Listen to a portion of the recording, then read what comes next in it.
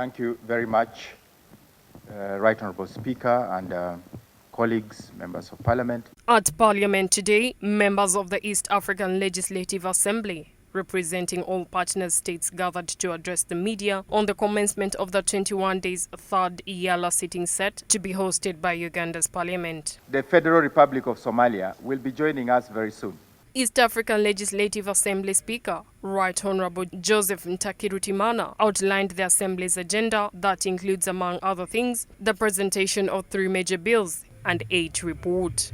Honourable Siranda will introduce East African Community Youth Bill. And Honourable Amongin, you will bring the East African Community Climate Change Bill. And the CTI Chair is here around. Good.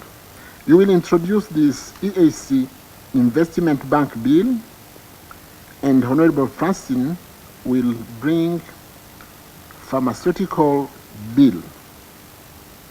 We also have Amongin who will bring again this Female Genital Mutilation Bill. With issues regarding the Assembly's commitment to breaking barriers influencing the restriction and prohibitions of some Ugandan products from entering other EA countries, it was noted that the Assembly has so far removed over 590 monetary barriers despite their constant challenges. One of the key challenges is that different countries have different standards.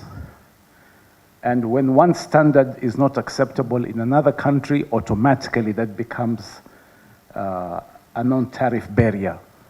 So in the last 4 or 5 years, we have managed to knock out 590 non-tariff barriers, and the effort is continuing.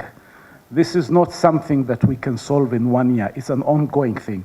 Addressing the misconception of the Assembly's inactiveness, the members stressed their roles that they say rotate around majorly passing regulation, representation, and oversight. It is unfair to say that the Assembly is doing nothing.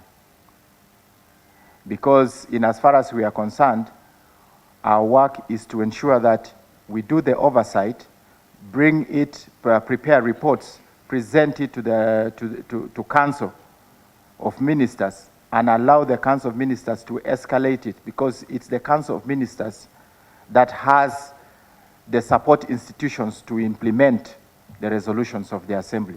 We don't build roads and schools and hospitals, but we, as you know, at a national level, these are done by partner states, and the parliaments at a national level are the ones that oversee. You now enjoy the East African passport. It's not the Kenya passport, it's not the Uganda passport, courtesy of the work of IALA. IALA have really done a lot. Giving response to the queries regarding the allegations of fund misuse, especially on the level of graft and misappropriation of hard-earned contributions of the partner states, the IALA Uganda chapter chairperson, George Odong, mentioned that the findings of the investigations will be revealed officially. It's a matter that is within the committee and is going to be presented in the House.